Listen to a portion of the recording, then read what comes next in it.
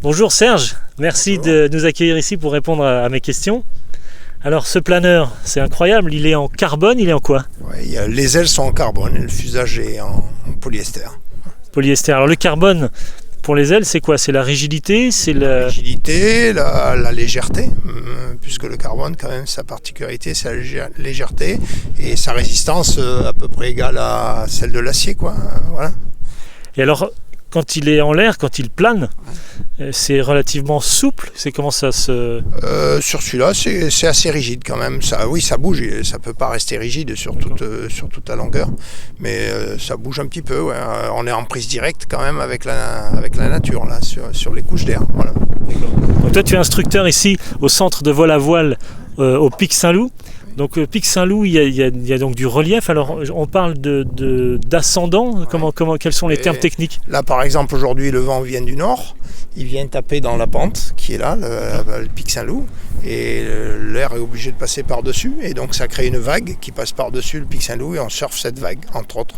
Il n'y a pas que ce système-là, il y a un système thermique également, où il y a de l'air chaud qui part du sol et qui monte comme une fumée, et on spirale dedans pour monter jusqu'au nuage. Voilà.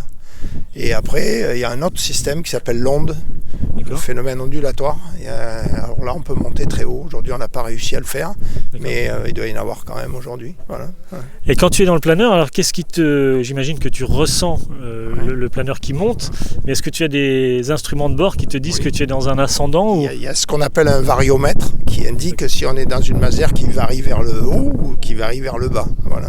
Donc, avec un curseur qui nous dit si on monte à 1 mètre, 2 mètres, 3 mètres par seconde, ou si on chute, et en fonction de ça on se positionne par rapport à ça. Voilà. Ok. Alors l'instructeur, il est assis devant ou il est assis derrière? Toujours. Il est assis derrière. Toujours derrière. Ouais.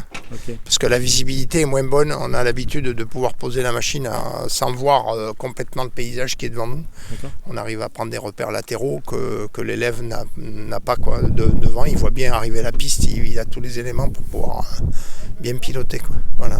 Ok, et on monte là aujourd'hui par exemple, tu as fait une balade d'1 heure, 1 heure et demie. Ouais, on a fait 2 heures de vol à peu près, et on a été au kilomètre 30. D'ici on a monté jusqu'au Montégoal.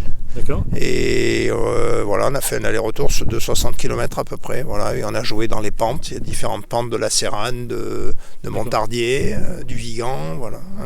Okay. Et quand on part, on ne sait jamais pour combien de temps on part et jusqu'où on va ou...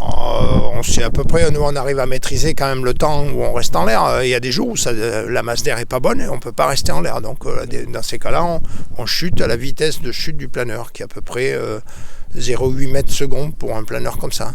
Donc si on est dans une masse d'air qui ne bouge pas du tout, on descend doucement à 0,8 mètres secondes.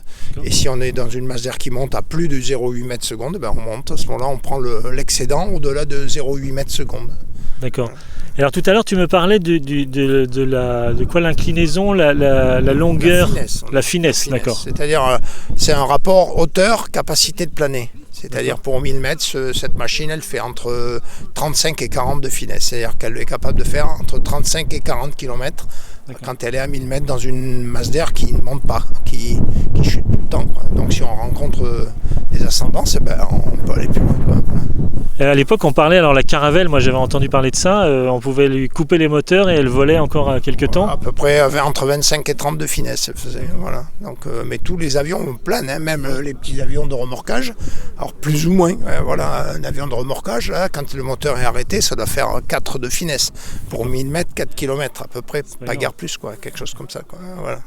Okay. Voilà. Et quand tu te balades comme ça 1 heure, 1 heure et demie, que tu vas jusqu'au Mont-Égual, tu montes à quelle altitude? Là, aujourd'hui, on est monté à 1500 mètres. Voilà. Mais on aurait pu monter, à mon avis, un peu plus. Quoi. On devait pouvoir faire 2 ou 3000 mètres. Ça doit être jouable aujourd'hui. Bon, on n'a pas trouvé l'endroit qui était favorable. Et puis j'étais avec un élève, donc il y a une déperdition qui se fait avec l'élève. Mais normalement, aujourd'hui, on aurait pu passer ce qu'on appelle en onde et monter dans les couches supérieures. Quoi. Voilà. Ok, alors... Au-delà de quelle altitude as-tu besoin d'emmener avec toi une bouteille d'oxygène finalement? 3500 mètres. 3500 mètres. Ouais. Et alors on peut partir pour des journées entières comme ça en planeur On fait des vols d'entre 8 et 11 heures. Ça arrive l'été, ça arrive régulièrement. Quoi, voilà. Super. Voilà. Okay. Et ici on est où alors? C'est le centre de vol à voile? C'est le centre régional de vol à voile et avec le club c'est le CVVM, centre de vol à voile Montpellier Pic Saint-Loup. Voilà. Ok. Eh bien, merci beaucoup d'avoir répondu à mes questions. Merci à vous de nous visiter. Merci. À bientôt. Merci. Au revoir.